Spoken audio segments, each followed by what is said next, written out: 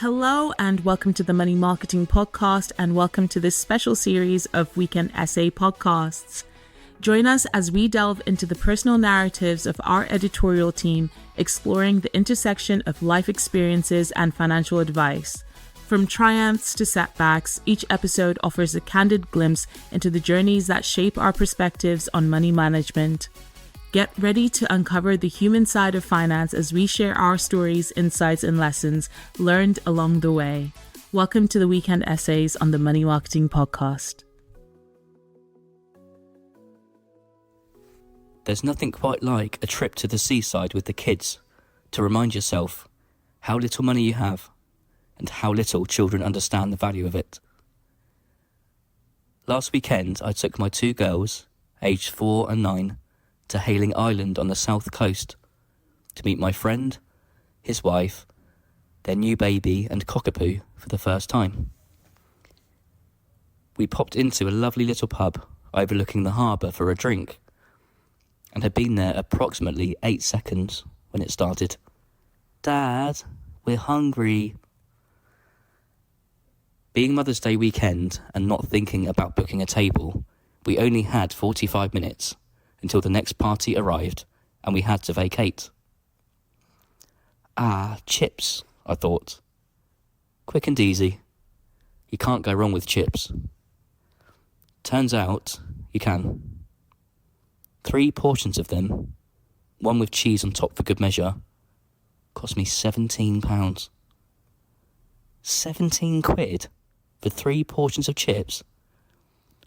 Add to that £13 for drinks, and I spent £30 without blinking.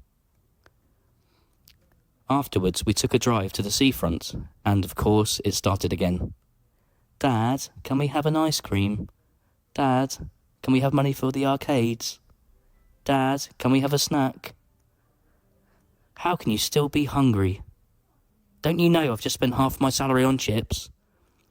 Just for the record, I should probably clarify I'm joking here. Money marketing, of course, pay me more than £34 a month.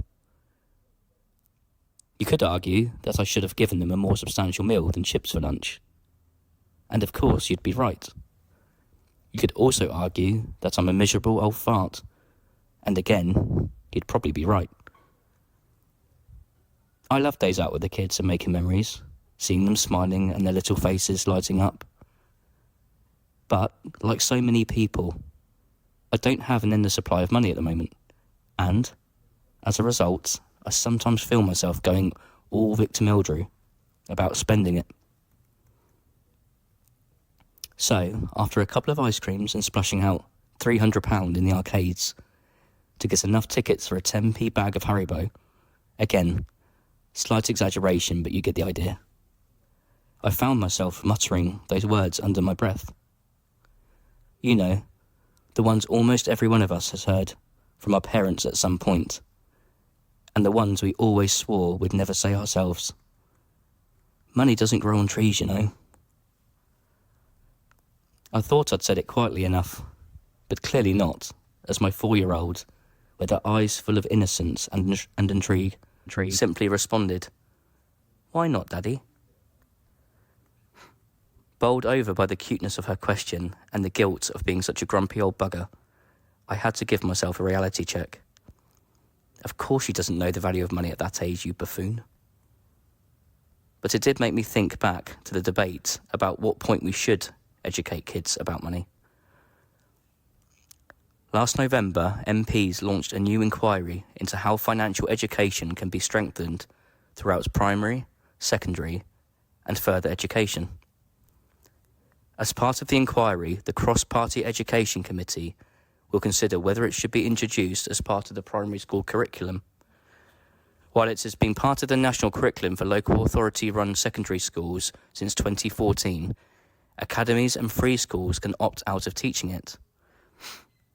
The committee said it will explore reasons why the subject is often overlooked and how well schools and teachers are supported to deliver it. Some of the questions that will be asked during the inquiry include: what should we be teaching young people about money? What should financial education include?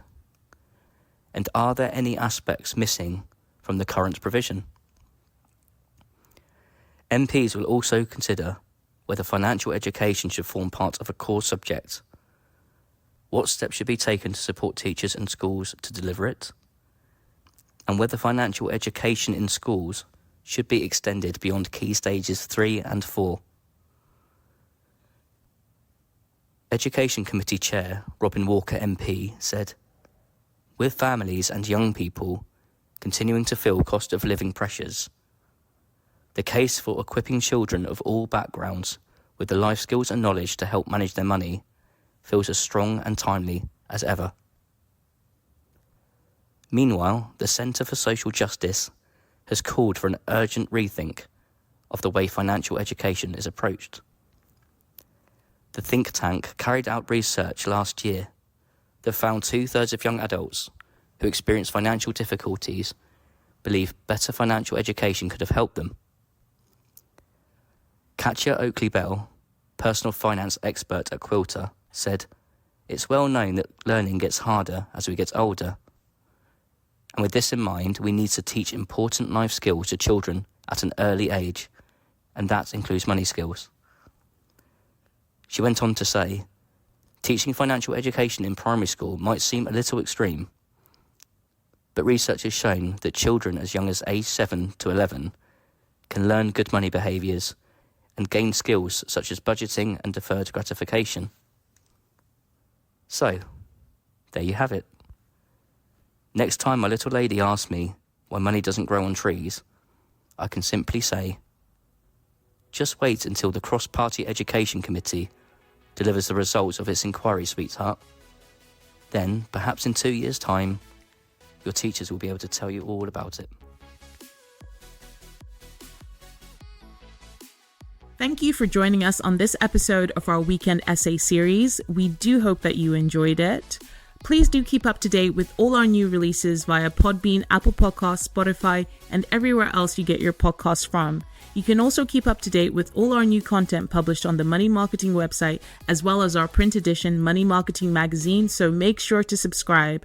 Follow us on Twitter, LinkedIn, Facebook, Instagram, and Threads. See you next time.